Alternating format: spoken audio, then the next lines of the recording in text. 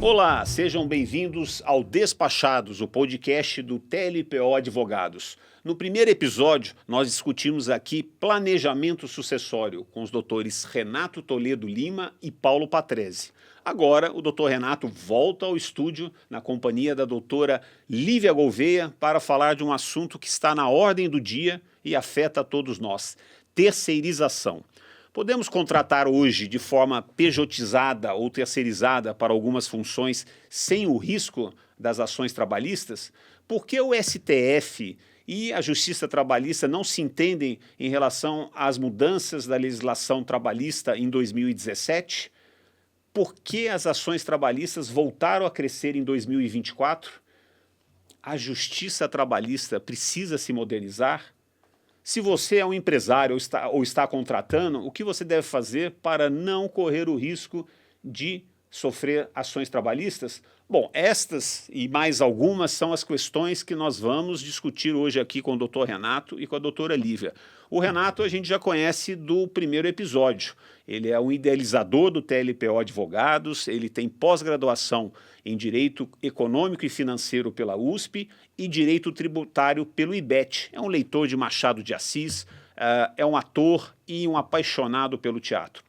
Já a doutora Lívia, que é de Ribeirão Preto, ela vem de uma família bastante numerosa, com muitos integrantes trabalhando na área de saúde. Ela, no entanto, optou pelo direito, se especializou em direito previdenciário, mas vem, nos últimos 10 anos, trabalhando com direito trabalhista, se tornando uma especialista no assunto.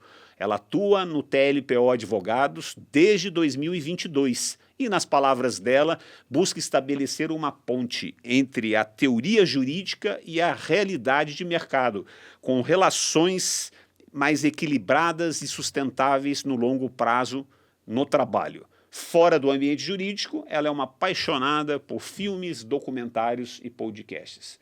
Bom, então, sem mais delongas, vamos à conversa sobre terceirização com o Dr. Renato e a doutora Lívia. Olá, doutor Renato. Olá, doutora Lívia. Tudo bem? Tudo bem, Gustavo? Tudo bem, Gustavo. Tudo ótimo. Prazer em ter vocês aqui novamente nos estúdios do TLPO Advogados, né, no nosso podcast, seu segundo episódio, falando de terceirização. Eu vou começar pedindo para poder chamar vocês de Renato e Lívia para deixar mais despachada a conversa. Tudo bem? À vontade. Tranquilo. Então tá bom. Bom, Lívia, vamos lá. Contratar de forma pejotizada para economizar encargos, impostos ou contratar de acordo com a CLT, né? O que o empresário ou quem estiver contratando precisa levar em consideração para tomar essa decisão? Primeira coisa é desmistificar aí o termo PJ e CLT, né? Parece até uma sopa de letrinhas, então vamos colocar cada um na sua devida caixa. PJ, então, seria pessoa física, você contratar a empresa, né, de uma pessoa para prestar o serviço, e CLT é você contratar o funcionário dentro daquilo que a CLT prevê, né? As regras com subordinação, onerosidade, não eventualidade, habitualidade, pessoalidade, seguir esse caminho. O principal ponto para saber se vale a pena contratar PJ ou seguir o que a CLT determina é você entender qual é o objetivo do seu negócio, né?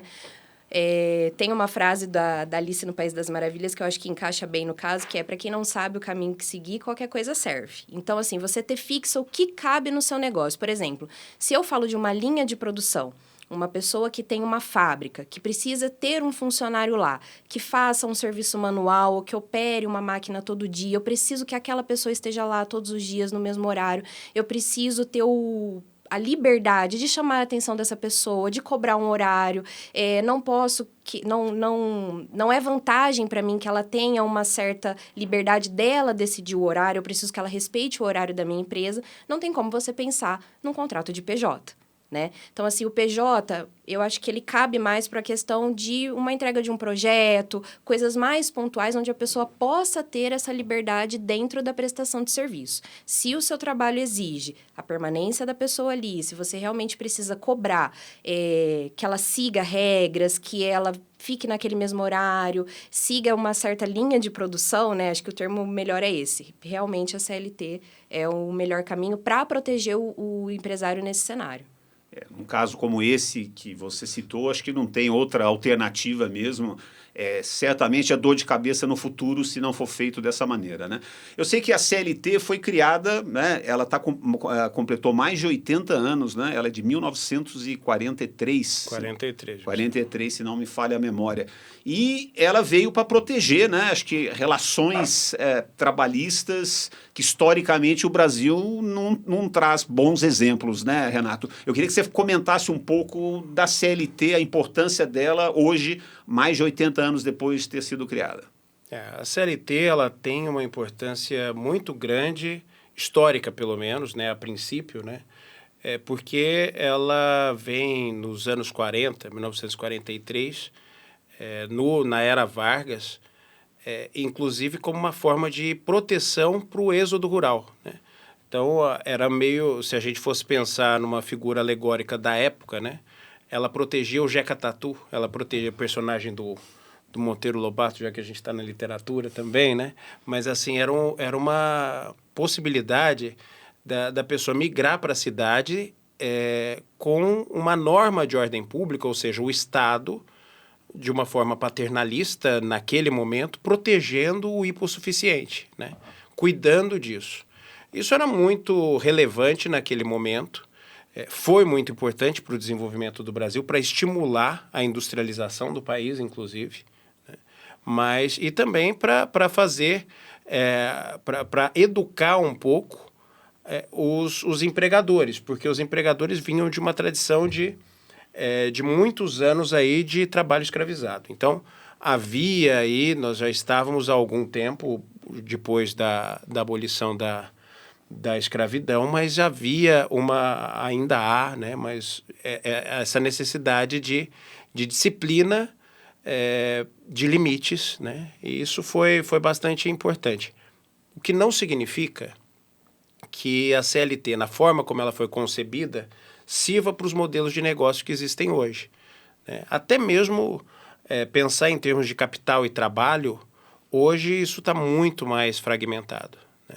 Você tem, por exemplo, a grande riqueza fica na criação de novas tecnologias, mas não na manufatura dessas tecnologias, né?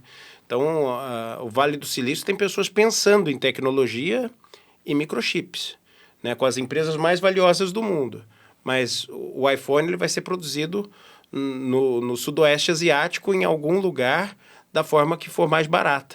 Então, as relações todas mudaram muito, ficaram bastante dissipadas, né, líquidas, assim, e dependem...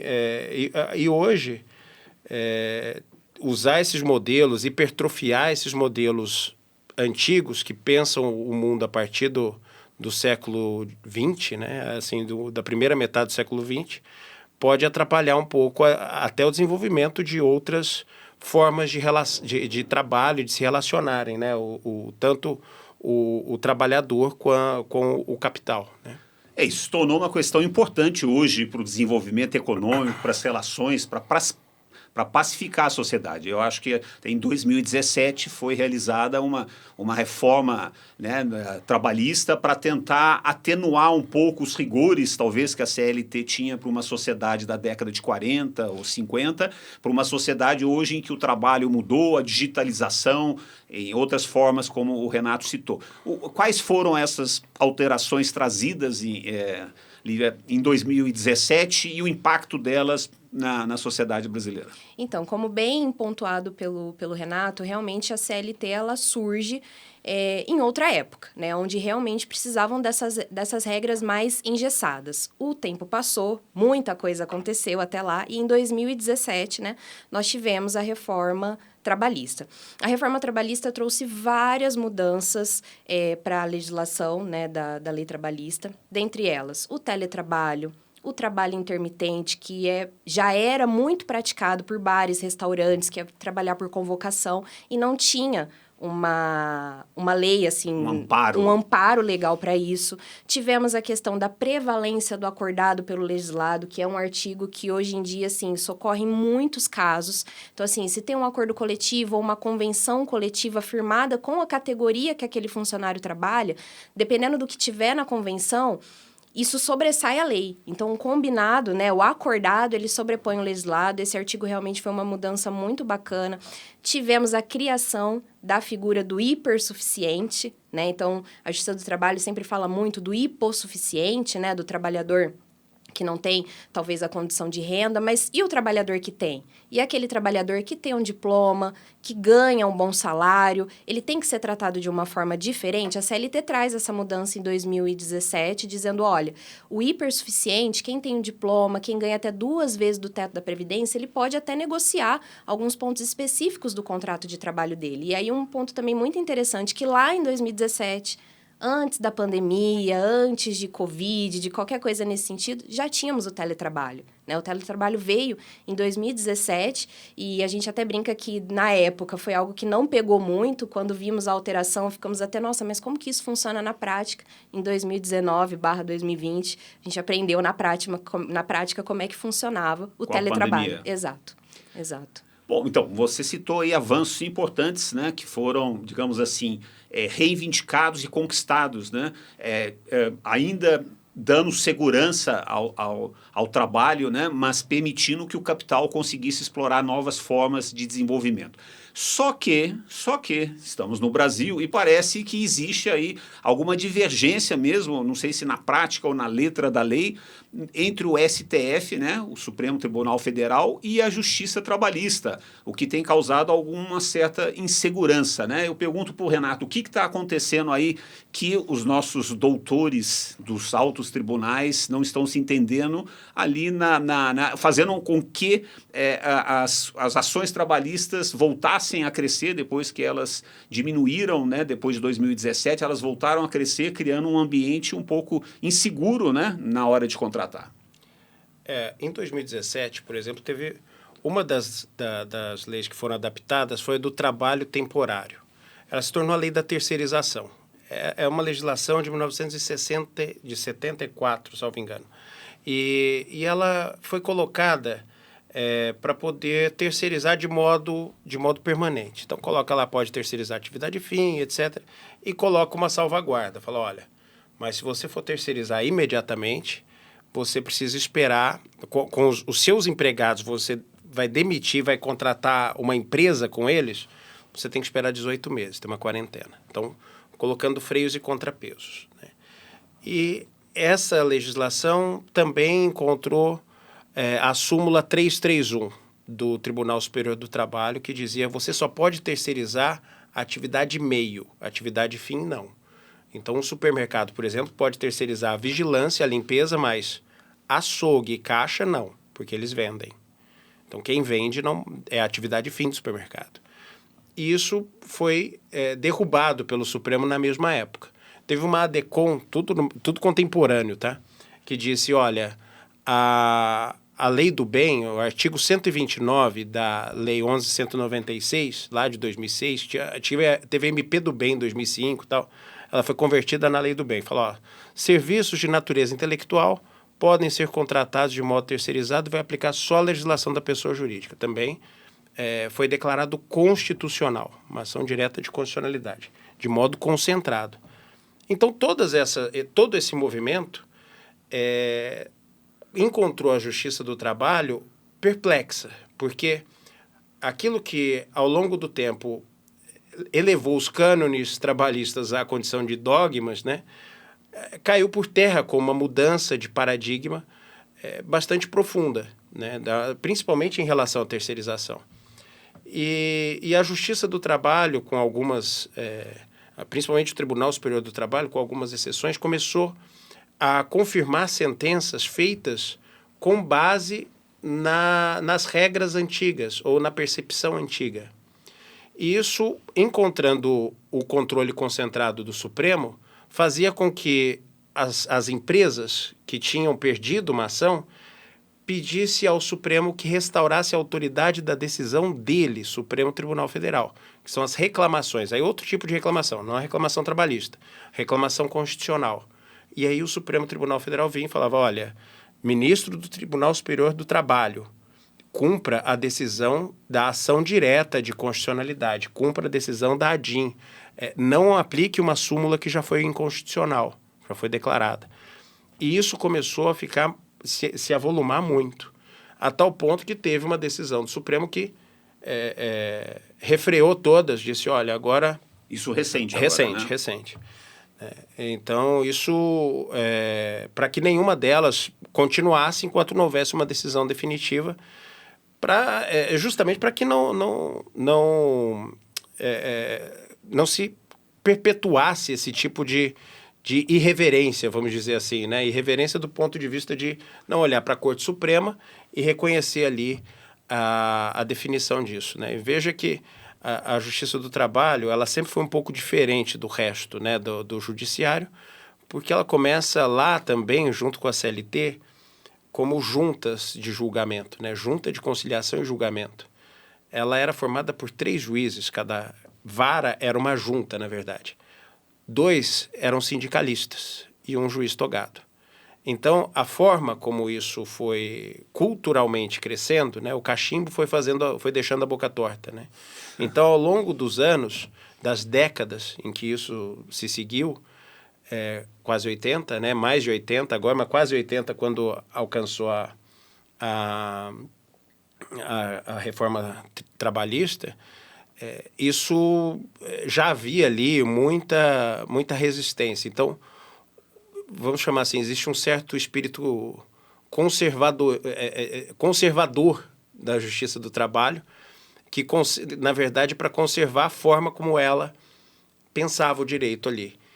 E é lógico, isso gerou esses embates que existem hoje, e tudo está aberto aí, né? As coisas nunca o direito é muito dinâmico, né? Mas eu acho que não há espaço para retrocesso.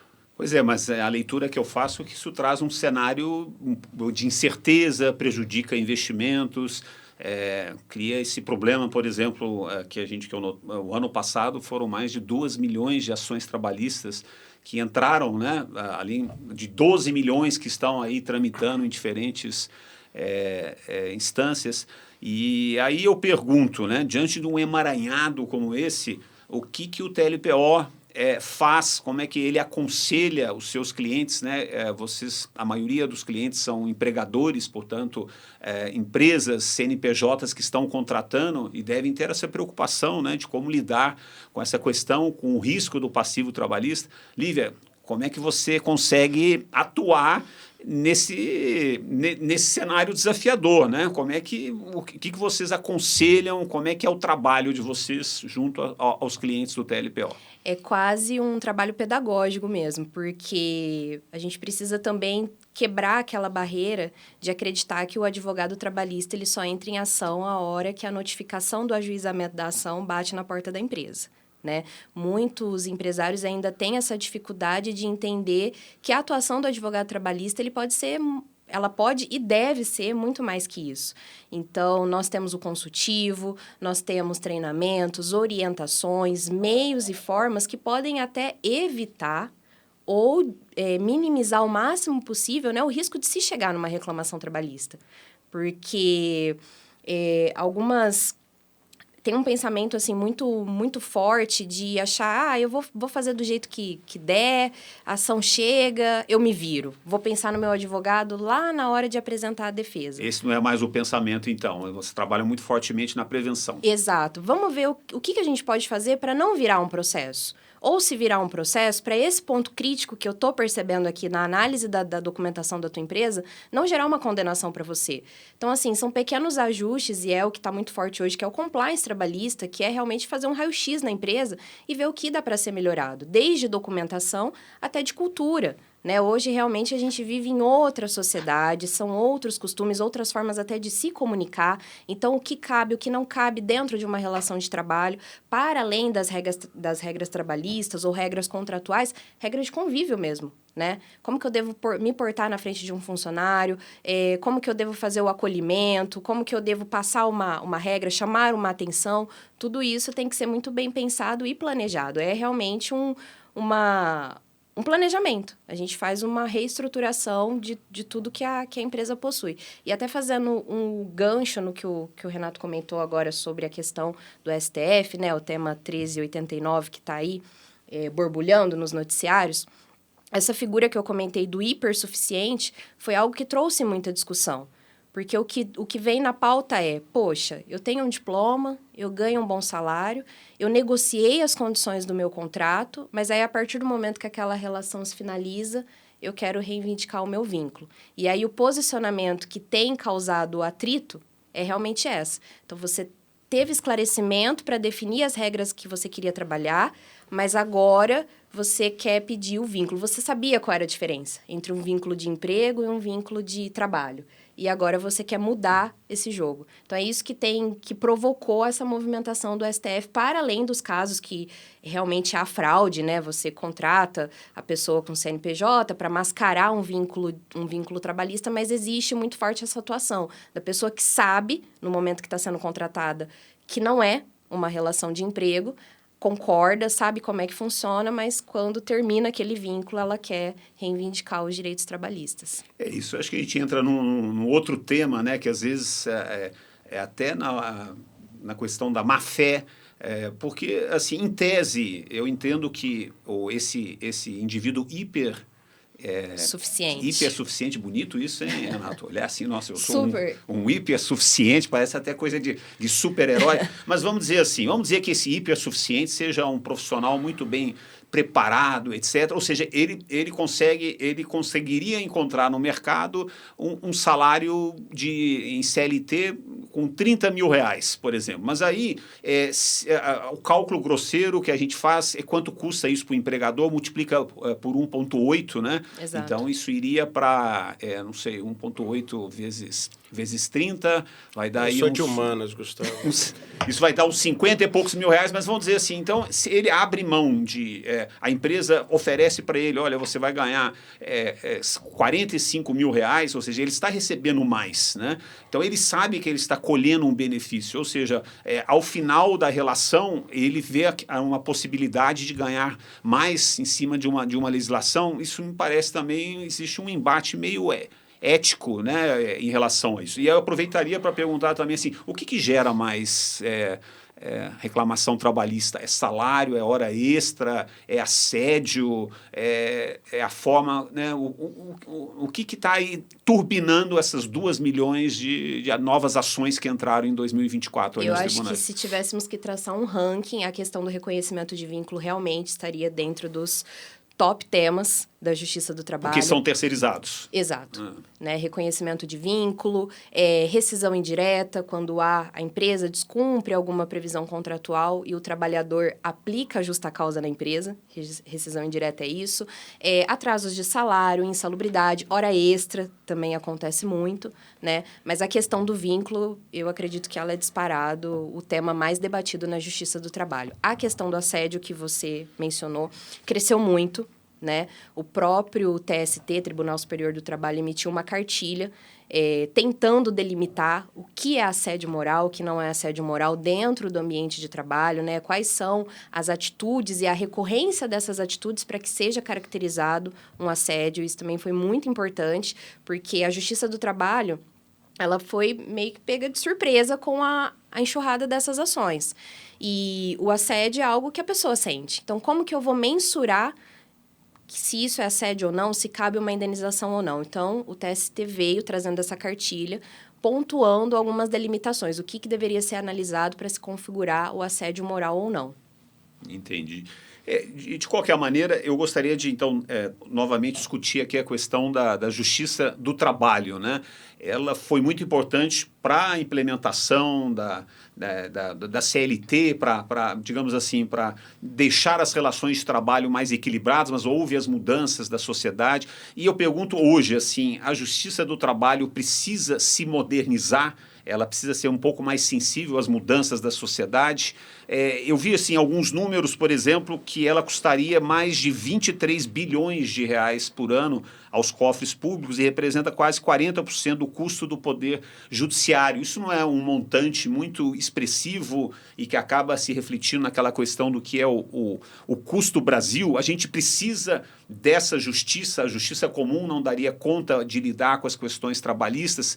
São perguntas só minhas, são perguntas que estão hoje sendo colocadas aí pelas pessoas, pelas empresas, pela imprensa, né? Se do jeito que está, não é um modelo que incentiva o brasileiro a ser um cidadão que gosta de judicializar as questões. Por que o Brasil é um campeão mundial de ações trabalhistas? Eu queria colocar tudo isso num caldeirão e oferecer para o Renato para ele conseguir tirar aí algumas conclusões.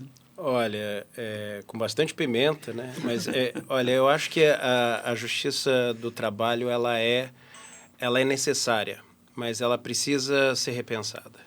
Ela precisa ser ressignificada. Na verdade, hoje, um órgão que surgiu para proteger o trabalhador sem instrução, o analfabeto que vinha do campo, e é usada para o astrofísico, que contratou a sua terceirização dele. Então, imagina, as pessoas mais esclarecidas, né? Como uma forma de ter um novo ganho, né? Ou um ganho a mais. Depois de encerrado um trabalho que ele fez como prestação de serviço, que a empresa dele prestou de serviço. Então, essa justiça do trabalho usada para isso, né? A justiça do trabalho usada com toda a sua estrutura, a serviço de promover acordos, né? Então, como uma última fase da rescisão. Quer dizer, você teve a sua rescisão do contrato de trabalho, não é mais empregado, e agora você faz o que? Você passa pelo departamento pessoal, vai no sindicato, homologa, e aí depois você vai no advogado e põe na justiça. Como se fosse mais uma... Uma linha de produção? É uma linha de produção, ou como se fosse... Mesmo. Mais um passo burocrático, né? E também acho que a burocracia tradicional brasileira, né, luso-brasileira, né, ela nos leva sempre a essa cartorização de tudo, né? Então, judicializar para ter certeza que eu não tenho mais nada a receber, né, só acreditar que aquilo acabou depois que eu tenho o último carimbo, né, isso é muito da nossa tradição burocrática também, né? E não é um privilégio da Justiça do Trabalho só, né? Por exemplo, o Tribunal de Justiça do Estado de São Paulo é o maior tribunal do mundo. Em número de desembargadores e em número de processos. O maior tribunal, se comparar com qualquer outro tribunal. Então, assim, o brasileiro, e é o estado mais populoso aqui, então o brasileiro ele tem essa verve, né, de litigante, né, esse pendor para judicialização. Então, além disso, né, olhando, né, para esse caldeirão que você me colocou, eu acho que existe uma necessidade, portanto, de olhar. A Justiça do Trabalho ela é um encargo nacional, porque a Justiça do Trabalho ela é federalizada, né? Então, de olhar para isso com respeito à história, ao que nos trouxe até aqui, mas sem que isso seja uma amarra para o futuro, né? Sem que isso seja uma amarra para investimentos, sem que isso seja uma amarra para segurança jurídica que os contratos precisam ter para ser cumpridos. Isso me parece, me faz pensar que o Brasil precisaria se repactuar, né? Se refundar em algumas relações, porque é algo fundamental para a existência do país, que é o trabalho, né? Se o trabalho for encarado nesse nível de beligerância, pelo menos a gente usa os tribunais, né? E as ações, e não usa a violência e o terrorismo para dirimir essas contradições, né, Renato? Mas vamos fazer uma pergunta prática. Vamos lá, Lívia. E uma ação trabalhista hoje, ela leva quanto tempo, né? Se ela for para os tribunais superiores, virou um negócio de futuro essa questão. A pessoa hoje está lidando com as ações de muitos anos atrás e daqui a não sei quanto tempo vai lidar com as que estão entrando hoje. Como é que isso é colocado ali no orçamento das empresas ou no planejamento das empresas? Sim. Ou dos próprios empregados que se sentem lesados e acham que tem algo a mais a receber?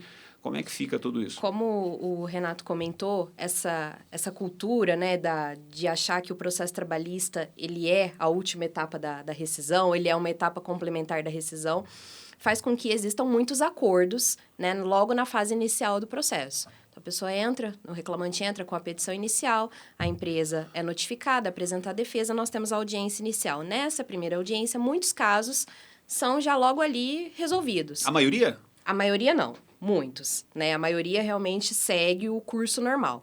Então, um processo trabalhista num ritmo legal, assim, se não teve um tema suspenso, se não teve um tema de repercussão geral, um processo que vai ser suspenso por conta de alguma decisão do Supremo ou do próprio TST, ele vai cerca de 1 a 2 anos, chegando até o TRT. Se vai para o TST ou se chega até o STF, aí a gente já aumenta esse prazo para uns 5 anos, 6 anos. Infelizmente, ainda é muito comum a demora na análise no TST. Uma coisa também que eu acho importante nós comentarmos que eu acho que essa crescente também de número de processo, ela está muito atrelada à facilidade de se ingressar com a ação trabalhista. O digital trouxe isso muito forte.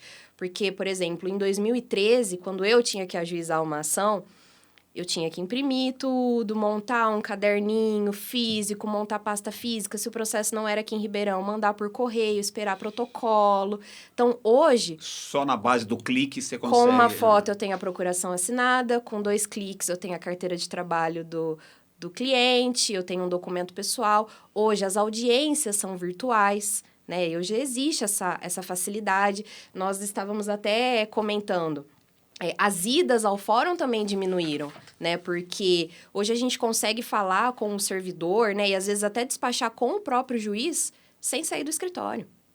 Você consegue conversar tentar apressar o andamento de um processo sem sair da sua sala. Você acessa um link, conversa. Então, assim, eu acho que a facilitação do acesso, esse avanço digital também traz essa sensação de aumento. Porque efeito colateral mesmo, né? Exato, porque realmente teve. Aumentou o acesso. Os números não mentem. A crescente foi enorme. E, Renato, como é que você enxerga, então, nesse próximo... A gente está entrando, no último conversa falamos aí sobre a reforma tributária, né? A gente, num universo de 2 anos, para ela começar a partir de 2026 entrar a validade dela. Essa questão do TST com o STF, qual que a sua avaliação vai ser a resultante disso? Porque ela levantou uma coisa, um aspecto interessante que eu não tinha pensado, né? A facilidade de se entrar com uma ação trabalhista, mas eu acho que isso me soa um pouco uma banalização. Para mim, uma ação trabalhista deveria ser algo bastante sério e não algo feito por tabela, como você disse mesmo, o último estágio isso precisa mudar. Isso precisa mudar. O Brasil precisa entender que ele não ganha com isso, né? É claro que, assim... Isso acho que do ponto de vista até de termos clientes disponíveis para os escritórios de advocacia, né? Não vai, por isso que a gente também deve ter, acho que, tantos advogados sendo formados no Brasil. Como lidar com toda essa judicialização, né? Isso precisa ter algum tipo de esperança de alguma pacificação. Você enxerga essa perspectiva? Quanto mais difícil o caminho para percorrer, mais tempo para meditar, né? Não é à toa que o Caminho de Santiago faz tanto sucesso, né? Porque ele não é uma coisa fácil, né? Se ele fosse algo simples, ele não ia permitir a meditação. Então, quando você tem que montar um processo, você tem que ir até um advogado, né? Você tem que reunir as suas provas, rever os seus guardados para poder... isso tudo leva a pensar se realmente aquela briga vale a pena. Se aquela demanda, né? Quer dizer, eu vou instaurar uma contenda para poder discutir uma relação, porque a relação de trabalho tem uma dimensão humana também bastante dolorida em vários aspectos, né? Porque é uma convivência, muitas vezes, que você vai revolver ali, né? Então, talvez mais próximo só da família e sucessões, que você tem algo tão... que pode ser tão afetivo, né? Do ponto de vista... da sua mobilização. Então, tudo isso levaria a pessoa. Agora, quando você consegue tomar decisões por impulso, né? Hoje em dia se compra muito mais com marketplace do que num shopping, né? Se eu for ao shopping. E isso se tornou mais ou menos uma uberização da justiça do trabalho, né? Ou do judiciário em geral. As coisas ficam mais fáceis, você consegue tomar essas decisões por impulso. Isso está na contramão do que precisa ser feito para melhorar as condições de negócio no Brasil, as condições de confiança e também acaba hoje, né, entrando numa linha de pensamento que está ganhando muita força no Brasil, que é até uma certa forma da pessoa sentir uma vergonha da carteira assinada, né? Existe uma mentalidade que ganha força, que é a do empreendedorismo, que costuma colocar a carteira assinada como algum tipo de demérito. Você não é senhor de si mesmo. Isso, eu vi até assim, adolescentes usando até como um xingamento, ô, seu CLT. Eu fiquei abismado com Pois isso. é uma mudança de mentalidade, assim, antes era um dos maiores orgulhos, né? Você, para mostrar que não era vagabundo, andava com uma carteira, carteira de trabalho, se tivesse uma batida, alguma coisa assim da polícia, uma blitz, você mostrava. E hoje não, hoje a carteira de trabalho passou a ser algum tipo de desonra para esse novo pensamento, né? Seriam jovens. Dos jovens e esse formato, né, de você precisa ser empreendedor, e na verdade também isso pode estar precarizando o trabalho, né? Pode não estar, né? Porque a gente vê muitas funções aí que a precarização é evidente, né? Que não é nem com a terceirização dentro de uma empresa, isso é a pessoa com a relação dela com aplicativos, por exemplo. Então tudo isso, né, ela colocando você e a justiça a Justiça do Trabalho, né, ficando como essa instância para proteger as pessoas ou para proteger a vingança daquela pessoa que está já ressentida ou que tem um ressentimento por ter tido a condição de seletista já nessa nova mentalidade. Então, assim, é um outro ângulo que eu estou buscando iluminar aqui para a gente refletir, mas é assustador, assim, em termos, pelo menos para a minha geração, isso é muito diferente, né? E é um contraponto interessante porque, assim, ao mesmo tempo que eu tenho o discurso de que Deus me livre ser CLT, eu quero ser o dono do meu próprio tempo, a gente traz também uma carência da educação financeira. Porque, sim, em alguns casos, o PJ realmente pode ganhar mais do que um trabalhador de carteira assinada. Isso realmente acontece na prática. Mas você sabe os tributos que você tem que pagar? Você sabe os encargos que você vai ficar responsável por recolher? Então, assim, às vezes, a questão do empreendedorismo, ela é levantada sem que seja debatido ou analisado com uma certa segurança, né, uma certa seriedade, o ônus disso. Né? Com amadorismo. Né? Exato. Então, assim, realmente, nós temos PJs que estão ganhando a mais sem recolher um INSS, sem pensar na Previdência, sem ter uma segurança, talvez com dívida, com tributo. Então, tem essa questão que é onde eu acho que o STF está tentando se adequar. Né? No momento que ele para analisar, eu acho que essa repercussão toda traduz muito o momento que nós estamos vivendo, que é realmente essa nova relação, essa nova visão com as relações de emprego, com as relações de trabalho, mas, assim, existem pontos críticos que precisam ser ponderados. É muito... Eu quero a liberdade, mas eu quero a segurança de um funcionário. Eu quero o meu horário, mas eu quero o meu FGTS, meu INSS. Então, assim, fica contraditório Querer só as vantagens e não se importar com...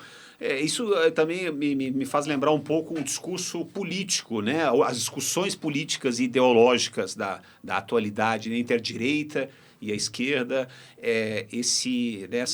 a ideologia mais liberal do empreendedorismo, mas você tem, às vezes, uma pessoa que atingiu um sucesso estrondoso para 1000 que não conseguiram, mas essas 1000 que não conseguiram desejam ser esse único que conseguiu. Mas me parece isso realmente muito surpreendente que a CLT ou que a carteira de trabalho assinada possa ser desprezada, né? Porque a gente vive num mundo muito instável, né? Antigamente os empregos me pareciam ser mais regulares, né? Hoje em dia as mudanças da economia, né? As pessoas não têm segurança se vão ter um trabalho no mês seguinte, no ano seguinte. E acho que o direito se adequar, né? Tentar dar as respostas necessárias para essas urgências que vão aparecer numa velocidade impressionante e que os tribunais normalmente não acompanham essa velocidade, nem a política, né?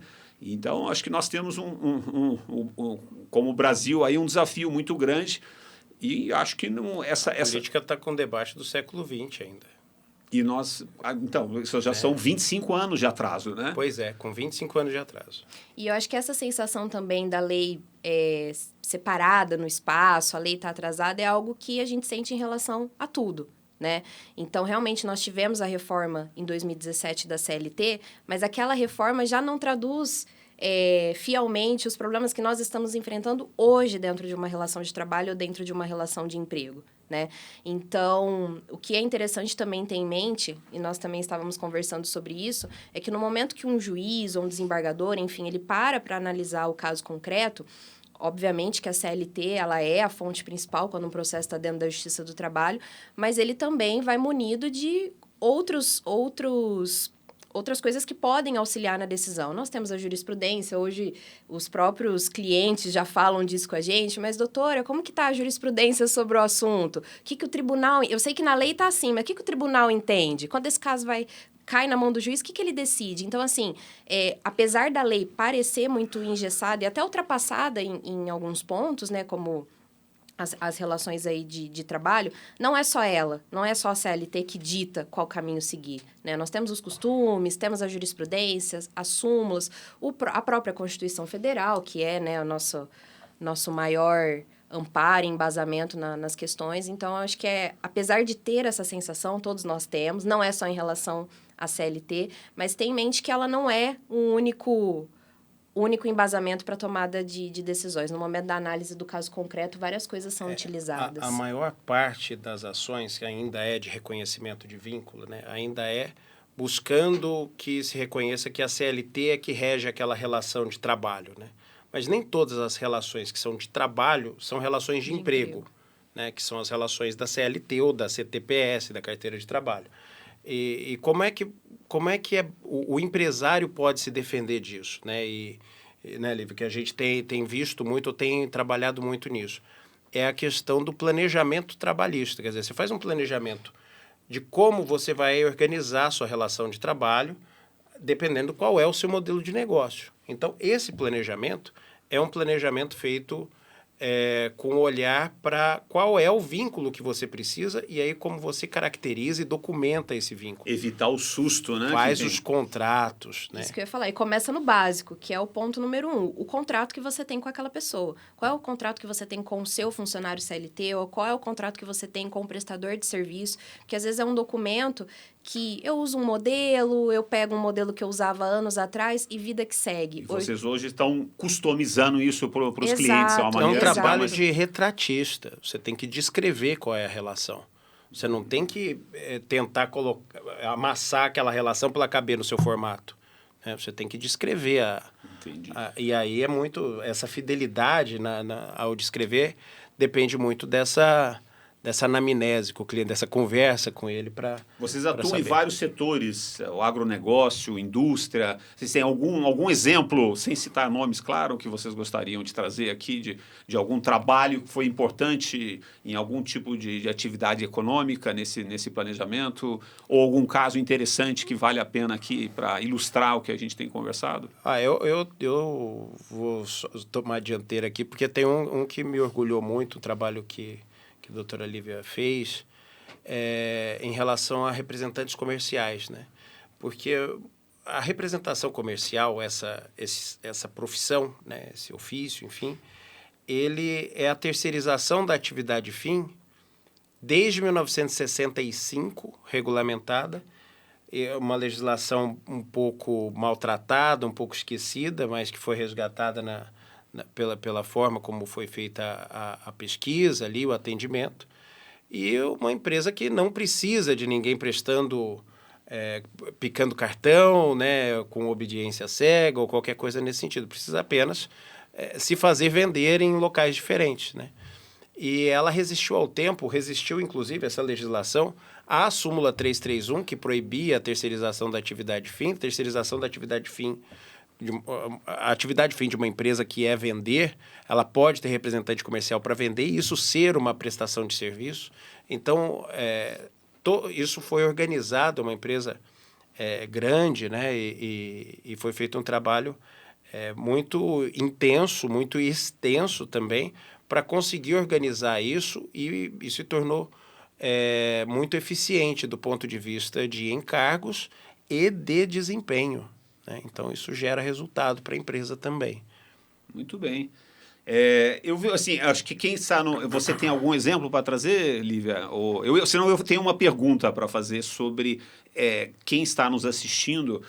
Às vezes está pensando em grandes empresas, grandes clientes, mas nós hoje, no nosso dia a dia, por exemplo, quando a gente contrata ou tem o serviço, por exemplo, de um trabalhador doméstico, tem uma legislação que foi aprovada, então, quer dizer, a pessoa fala, isso não é problema meu, eu sou empregado, mas tem uma empregada doméstica que vai 2 vezes por semana e aí ele está amparado em pagar ela sem o registro, mas aí a empregada passa aí a 3 vezes por semana, ela passa, então, a ter uma obrigatoriedade. Quer dizer, as pessoas todas, de alguma maneira, estão envolvidas ou, de repente, elas podem ser, sim, atingidas por uma... E esse ponto do trabalho doméstico que você levantou, ele é muito interessante, porque essa regra que você mencionou, lá da Lei Complementar 150, ela vale para prestação de serviço para pessoa física.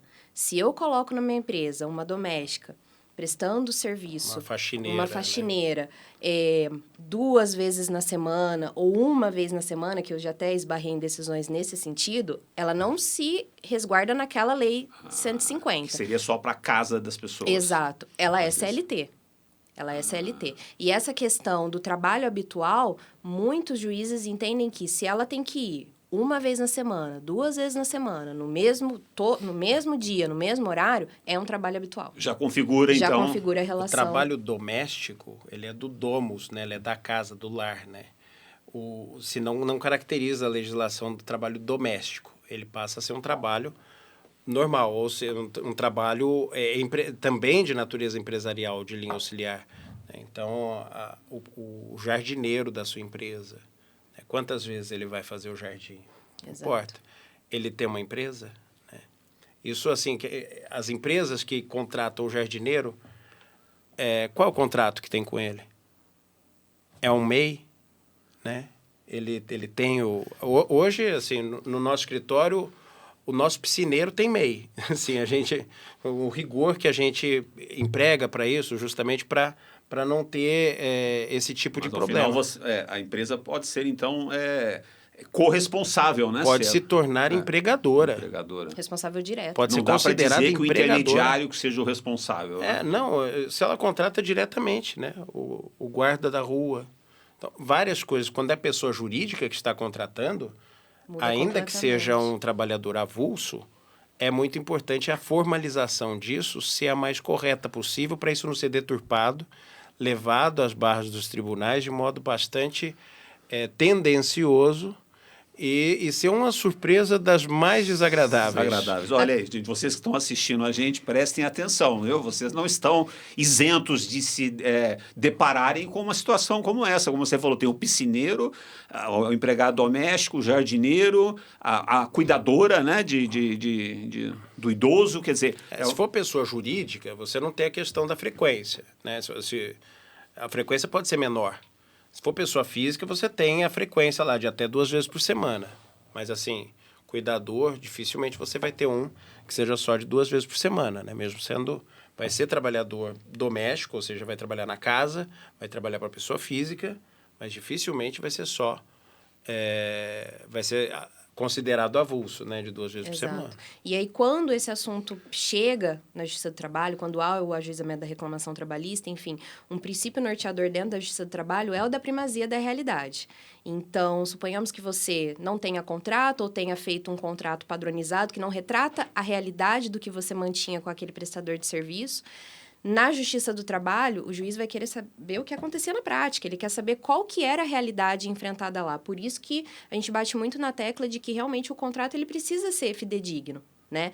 E se você quer manter essa relação, a orientação é que se registre ou que ele tenha, né? Você dê preferência para quem tem um MEI ou uma empresa terceirizada, enfim. Mas ciente de que precisa ser real, aquela documentação precisa ser real. A gente bate muito na tecla do cliente de, me conta como que é na realidade. Me fala. Porque aí a gente tenta adequar, te apresentando os riscos, verificando o que dá para ser feito, e aí você decide o risco que o seu negócio está disposto a correr. Muito bem, Lívia, Renato, obrigado. Assim, nosso tempo está se esgotando. Eu acho que a gente teria aqui ainda muito a falar e a comentar com esse assunto que é interminável, mas ao mesmo tempo pulsante. E muito obrigado por trazerem essas informações, essas explicações. Eu aprendi muito aqui e o segundo episódio, então, do Despachados vai terminando, mas antes eu gostaria que vocês deixassem aí alguma mensagem ou para os clientes ou para o mercado do que a gente precisa, não sei, se preocupar mais em relação a essa questão trabalhista. Bom, eu acho que a mensagem que fica é: busquem orientações, não deixem para analisar o problema só quando ele vira um processo, né? Busque uma orientação jurídica, uma assessoria, um planejamento realmente da situação. Essa questão do STF está borbulhando, né? Como são muitos casos paralisados por conta da repercussão geral reconhecida sobre o tema, não acredito que vá se estender por muito tempo, não acredito que é um tema que os processos ficarão suspensos por anos, né? Porque realmente o vínculo de trabalho, o vínculo de emprego é um dos assuntos mais recorrentes dentro da Justiça do Trabalho, mas que isso sirva de alerta, né? Que o exemplo realmente arraste e que todo mundo coloque a mão na consciência ou busque os documentos, verifique como que está a situação da sua empresa ou como que está a sua situação perante a empresa que você presta serviço, né? Para analisar corretamente essa relação, se é uma relação de emprego, se é uma relação de trabalho, se dá tempo de corrigir, esse tipo de coisa. Renato? Não subestimar, né? Não subestimar o poder dos problemas, né? Exato. Bom, muito obrigado. Obrigado a você que nos acompanha, que vem nos acompanhando. E até o próximo episódio dos Despachados.